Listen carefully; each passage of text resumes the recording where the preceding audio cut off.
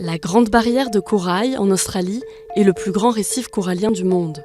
Visible depuis l'espace, elle s'étend sur près de 350 000 km² et abrite 600 variétés de coraux, 1500 espèces de poissons et 3000 types de mollusques.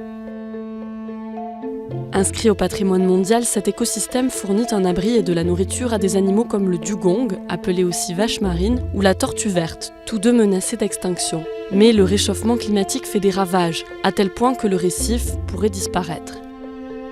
Il a traversé en 2016 le pire épisode de blanchissement jamais enregistré, 93% des coraux ayant été affectés. Le blanchissement se produit lorsque des conditions environnementales anormales, en particulier l'élévation de la température de l'eau, poussent les coraux à expulser les minuscules algues photosynthétiques qui vivent en symbiose avec eux et sont à la base de leur couleur. Ce phénomène ne tue pas directement les récifs, mais les rend plus vulnérables aux maladies. Lorsqu'ils ne réussissent pas à récupérer ces algues symbiotiques, les coraux meurent. Selon des experts, si les émissions de gaz à effet de serre continuent d'augmenter, le blanchissement deviendra la nouvelle norme et se produira tous les 2 ans dans les années 2030.